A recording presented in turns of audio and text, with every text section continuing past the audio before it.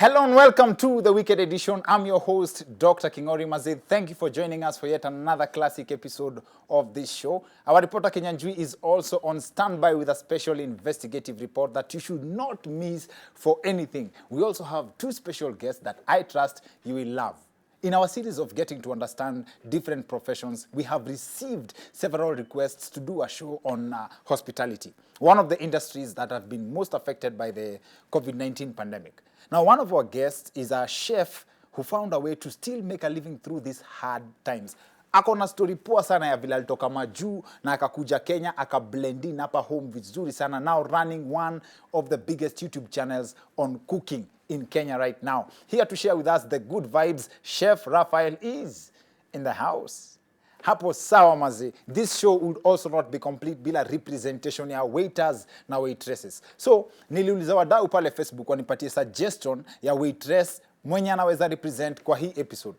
First of all, asanteni sana for the suggestions and for everyone who reached out.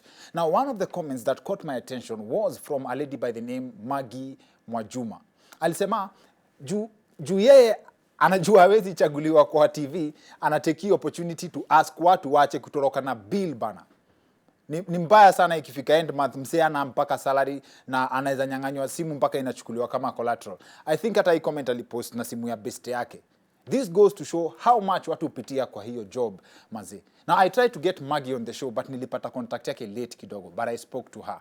Chef moja anaitwa John Joroge alikuwa tusukumia contact ya dem mwingine anaweza represent pia, and trust me hata yeye ni good vibes. That said, show tunayo. To represent the waiters and waitresses, Elizabeth Moraa is in the house. We'll be talking to them in a bit, but first, have you heard that MKU Comrades recently went on strike? Well, a university going on strike is not news. That's like kuskiati Diamond is single. The news is what they allegedly went on strike about. At the exams were difficult. Situation. Mtihani si mtihani. Hizi ni nini? Masomo ni gani? Rada imekuwa chafu. So, comrades wa MKU wamekataa kufanya exams juu hawataki kupata F. So this means that they are ready for life out there. My interpretation, because by design, life does not give an F. Now, we got hold of the difficult questions they were talking about, and we understand where the comrades are coming from. Hata wewe mtu akikuuliza, is orange a fruit ama a color, utajibuaje? How about, sijui the chicken and the egg, which came first? Alafu swali kama, ati between the Jubilee government and Ben Githai, who should we blame for the 8 p.m. curfew? You see, these are obviously very difficult questions. Now, according to the story, MKU students want to be examined on things they know. Niulize kitu najua. MKU students don't like surprises. And for that, I don't know whether this is limited to exams ama that applies hata ukiwa na academ MKU. Tiye babe, birthday yako nitakusurprise na simu. Alafu mzee anaenda mteja the whole day. Babe, what do you mean huamini naweza zima simu siku ya birthday yako? Si nilikuambia nitakusurprise na simu. Now on the flip side, comrades wa MKU walikuwa wanakataa kutestiwa juu wanaogopa hawatapita. Basi watasurvivaje huku nje, especially during this COVID times yenye ishasemekana you cannot go anywhere without getting tested. In other news, on matters security, here's another story from Kitengela that you all need to see. Baada kurudi kutoka nikuje nipate kalanja alafu niende nikapata miti imeng'olewa na wamekata waya. Alichotarajia kuwa jambo la mara moja lilizidi kutokea. Sunday usiku akarudi. Masaa 4 ya usiku hivi. Sasa baada kuninini kawa kama usingizi na nichukua na kasikia kitu kama inakusakusa mapati na konga mapati. Mimi kutoka na nikapata mwisi ameinama hapa na nakata mawaya, alikuwa anatumia tu mkono sio pliers. Anasema ilimbidi kumwachilia huru mhalifu kwa kuwa hakukuwa na kituo cha polisi karibu ambapo wangempeleka usiku huo. Najua kuna mtu hawezi amini hiyo what's going on in that video. Imagine kushika mwizi alafu ukiimagine mahali police station iko. Enda kijana uko na bahati. Yani can you imagine that? Alafu also interesting ni Tom Haemba alikuwa amerudi kwa nyumba apate karanji kidogo. Yani hii country some jokes just write themselves. But hapo kwa mwizi, this is responsible citizenship. Mwizi anashikwa, anaachiliwa kwa sababu hakuna place ya kumpeleka. Wow. In fact, in the story, there's a place Tom Haemba anasema watu walimshika wakamkuza kitoko alafu wakamwachilia. Now, I know some of you may not find this as a big deal because that's technically the standard way of how Kenyans deal with thieves. Kuteta hapa na pale kwa social media and then people move on because hakuna mahali pa kuwapeleka, but that has always been for the big thieves. This story from Kitengela now means that Kenyans have started treating all thieves equally.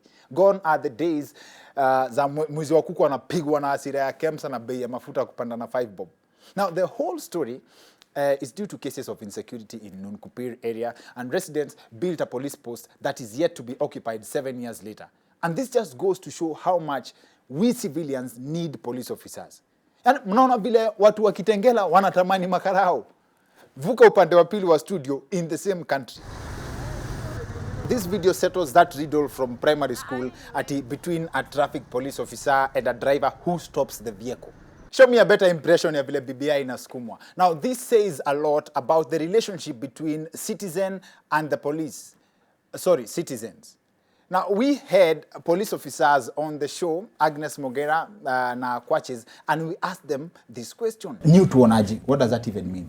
Job yetu ni kuwalinda. So vile unajua kuna vile passive si waona. Okay. Si waona tu vile new tuona.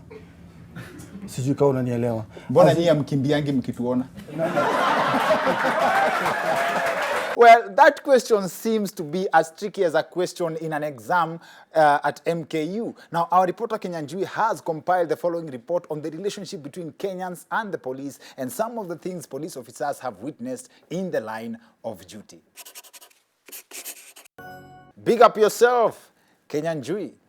Mazilao, leo tumesema show ni special dedication to the hospitality industry. On the other side of this short commercial break, tuko na Chef Raphael na Elizabeth Moraa, a waitress. See you guys in a bit. Hi, I'm Dr. Kingori. There's something I'd really love to show you around this place.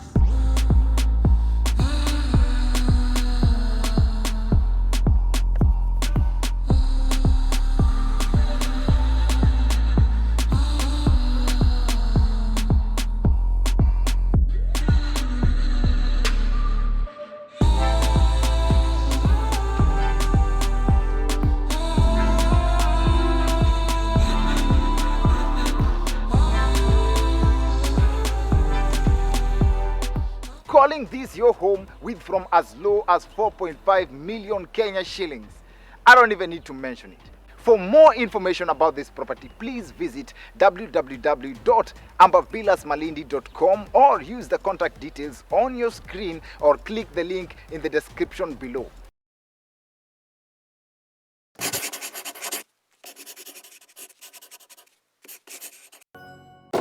Welcome back to the Wicked Edition. I'm Dr. Kingori. Asanteni sana for joining us. Show leo ni special dedication kwa watu wa hospitality industry. Very many requests tufanye hii show and finally it's here. Our guest for this episode ni moja ni chef na moja ni waitress. And I trust tumechagua vizuri sana watu wenye wanaweza represent. Ndani ya studio tuko na Chef Raphael. You're welcome, sir. Thank you.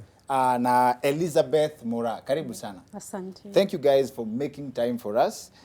I think Chef Raphael nilimention ya wase hapo juu that wewe kwanza uko na story ya kutoka majuu ukakuja Kenya and one of the most interesting things kwa hiyo conversation tulikuwa nayo ni ulisema ulikuja ukapata wase wanapewa service mbaya but wako sawa.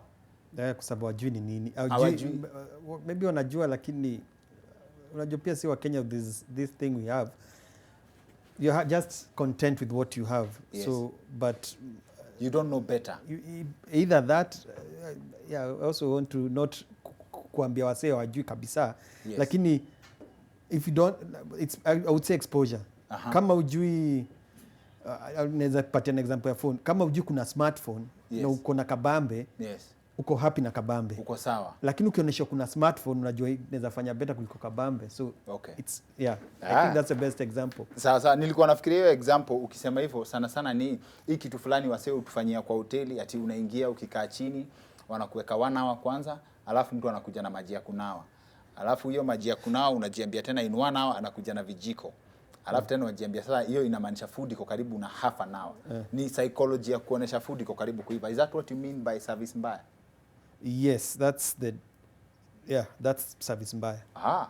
Thank you very much. Hiyo tunaingia details sahi. Alafu Moraa, asante sana tena. Na wewe kwa job yenu kuna dem anaitwa Magi. Okay. Magi Mwajuma alicomment kwa Facebook yangu, alikuwa anasema yeye anajua yeye atachaguliwa kuja kwa TV. Nilijaribu sana kumget but Johnny alikuwa amesha kusuggest before. Alikuwa anasema ati mawaiter na mawaitress wao usafa kitu moja, alikuwa na warn wase waache kutoroka na bill. Okay. Is that something you people suffer sana? Yes. Kila mahali. Mostly. Yeah, because but of late restaurants zimekuwa na ile kitu ya you can't pass the gate without a gate pass. Okay. Yeah, so after paying your bill, you have to be given a gate pass. So at least you imesaidia. But kitambo, ilikuwa mtu anadishi, unasikia ameenda lu, na ni hivyo. Anaenda kama ameenda. Ameenda kabisa. So, you are the one to pay. The management haitaki kujua. So kama waiter ukiserve wase food, mse mwingine akikutuma pia lazima ukuwe rada na kama mtu wako karibu? Yeah, exactly. Like hata kama unaona kitoka, mfuate kwanza. Umuulize, where are you going to? How may I help you? Kama maybe nilua natafuta. Yeah. So but otherwise mnakuanga mtu akiamka hivi kidogo rada. Na kama ulikuwa kitchen? Mostly you don't get to go to the kitchen as a waiter ama waitress. You kuna have pass. Kuna pass. So una rotate tu hapo. You make your order, halafu order inafika kitchen, chef atakutolea order, ana ring bell iko ready, you come for your order, you take it to the table. Kwa hivyo hata hii ati waiter anasimamanga karibu na wewe, si ati ni hospitality, ati ni kutuchunga. Not really. Ni guard, ni kusimama on guard. But if you get to go to somewhere penye kuna hiyo gate pass, yes, you're good. But if you don't go to a restaurant yenye, yes, ama a resort yenye haipeani gate pass kwa guest, yes, you're unaweza ona moto. Yeah. And now before hata turudi kwa chef Raphael, nilikuuliza about the relationship between the chef and the waiters na waitresses. Yeah. How is that relationship?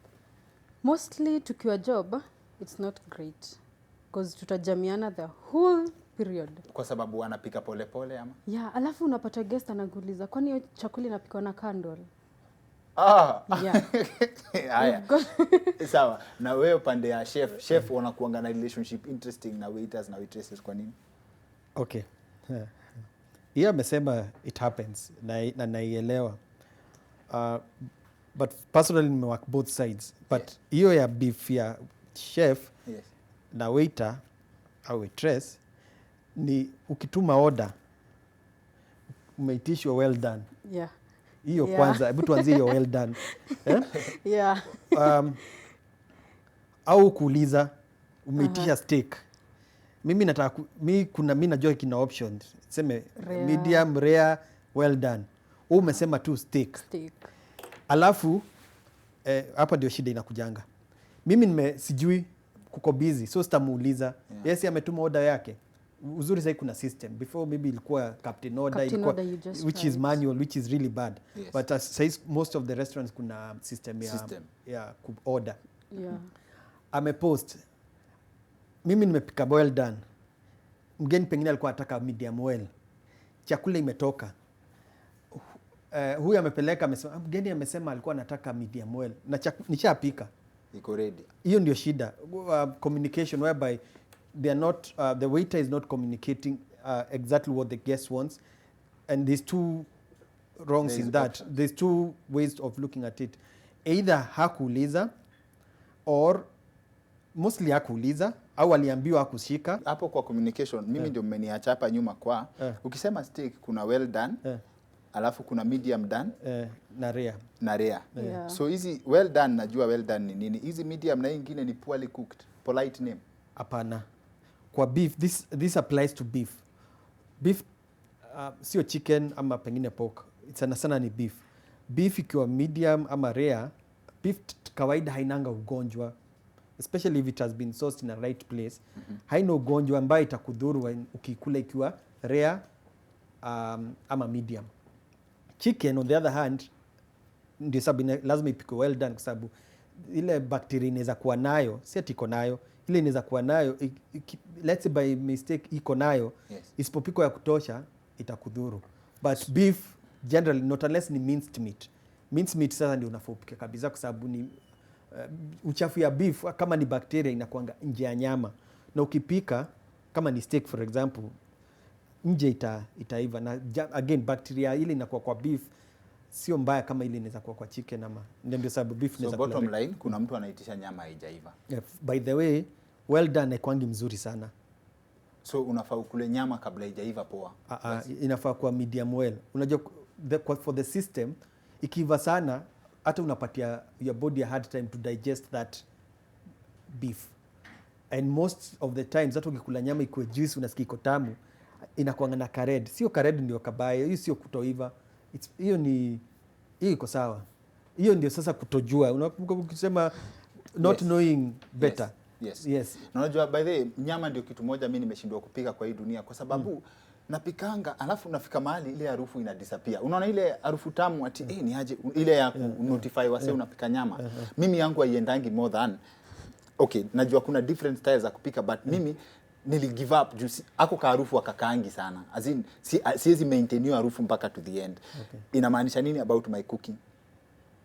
Well, maybe you need some classes ama maybe una need kujua zaidi ama sijui, inategemea, lazima ni kuona ukifanya ndio ni make a right judgment, lakini based on vile unasema one can always learn vile food inapangwa ikae.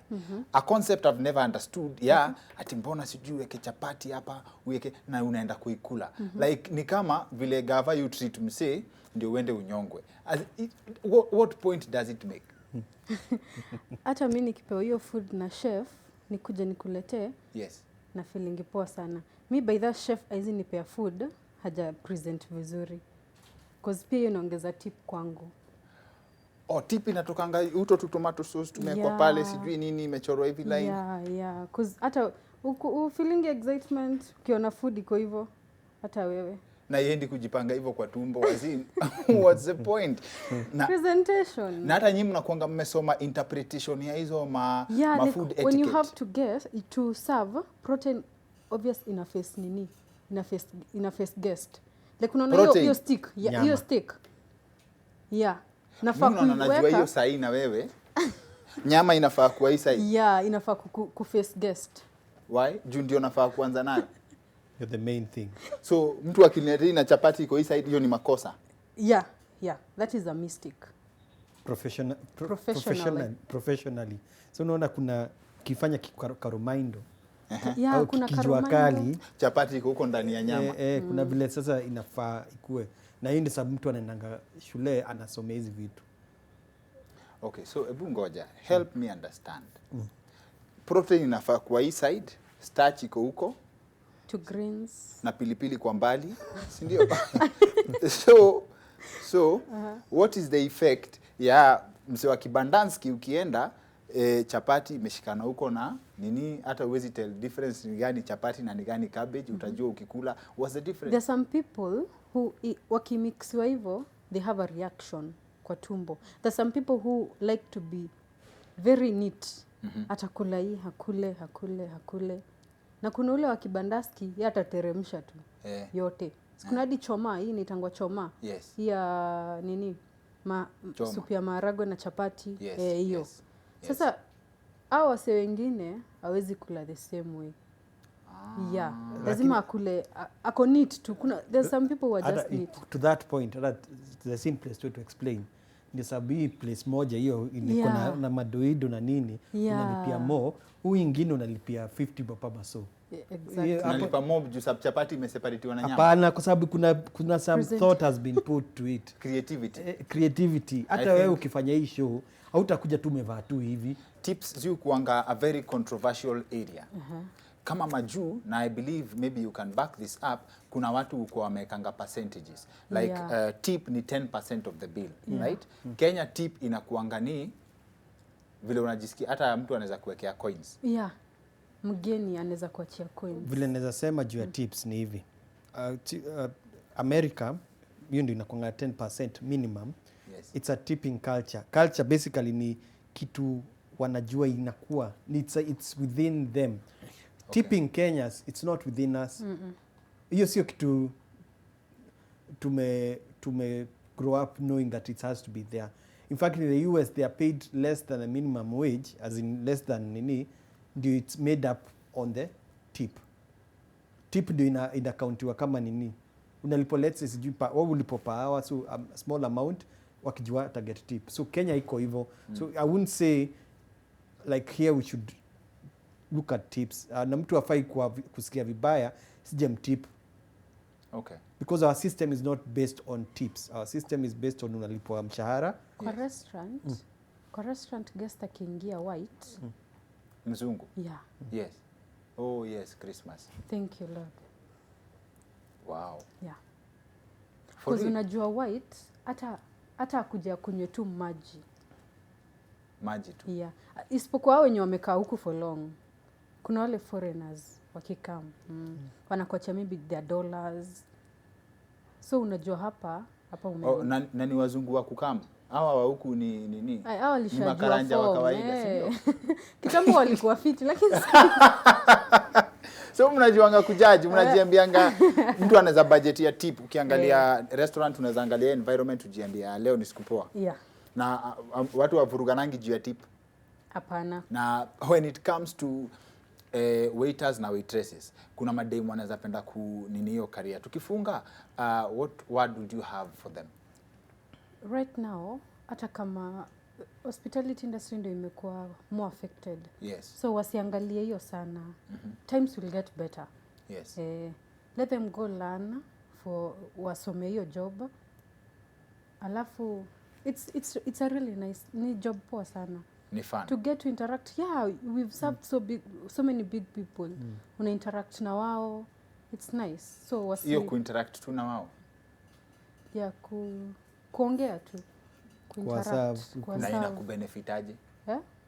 Inakubenefitaje? Nishai serve nani na akaniachia tip. Oh, hiyo tu ndio ina nini? Nimewahi serve. Alafu how they responded to the service. Yeah. That matters so much. Yeah, it's nice.